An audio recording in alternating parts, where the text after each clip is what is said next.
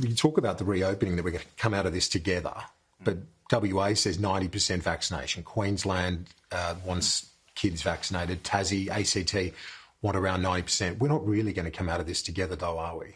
Well, look, I think a lot is being said now, but let's be clear about what the plan says. When you get to 80%, what it says is domestic restrictions on vaccinated persons should be lifted. We're not talking about willy-nilly movement of people who are unvaccinated around the country.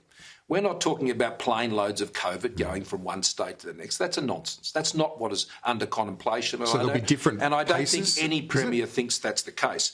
We're going to have some states that go into 70 and 80% with low levels of cases. Good. And what the Doherty modelling shows is that for those states, the restrictions that are needed once you go into 70 and 80% are much, much less than what needs to be in place in cases like New South Wales and in Victoria, where the case node, and arguably in ACT, but their case numbers are becoming more under control. In those two states, in New South Wales and Victoria, when you go into 70 and 80%, well, obviously they won't have the same level of ease restrictions that you'd see in Western Australia or Queensland. So I've accepted, and we all know, we all understand, every state is coming from a different place. But this is where we need to end up, Kieran.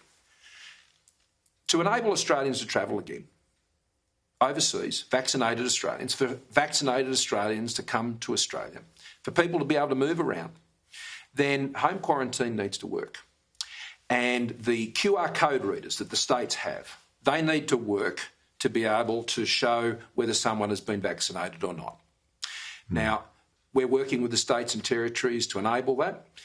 In New South Wales, Victoria and South Australia, they have very good systems that can accommodate that. Is that just for travel, or are you thinking for sporting events, restaurants, all of the above? The board? Because as you know, any venue, any pub, any cafe, any restaurant, any shop has every right under Australia's property laws to be able to deny entry to people who are unvaccinated. Like a vaccine passport. Well, they have that right to be able to deny that. And so the QR code reader can be used as a way of so it's easy for people. You just go in like you normally do right now, and it will show whether you're vaccinated or not. Now, for premises that are allowing unvaccinated people in, it also helps us because when they log in and we know they are unvaccinated, they're the first people we're going to call for their safety.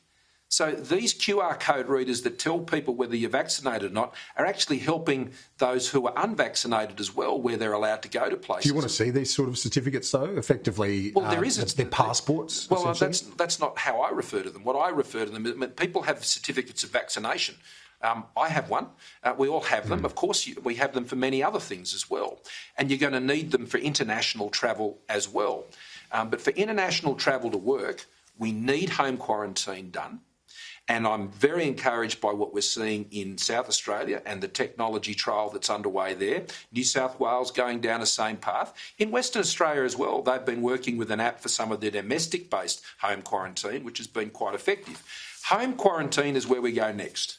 And the length of that quarantine also is what we're looking at. Now, I'll be following up last Friday's meeting with the premiers, writing them, looking to get some timetables about their introduction of home quarantine. Okay. Also following up this issue of the integration of our technology that can enable fully vaccinated theatres, fully vaccinated events.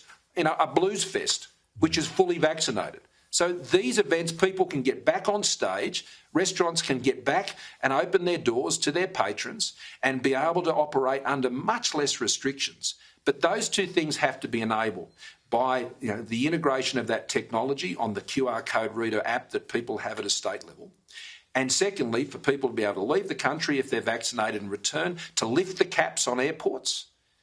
For people returning back from overseas, home quarantine needs to be at scale and needs to be tested and ready, and that's what's happening now, and that's what I'll continue to push to open the country up because that's what enables the national plan. Okay. I'm focused on the things that are going to enable the implementation of that national plan, and home quarantine does the job.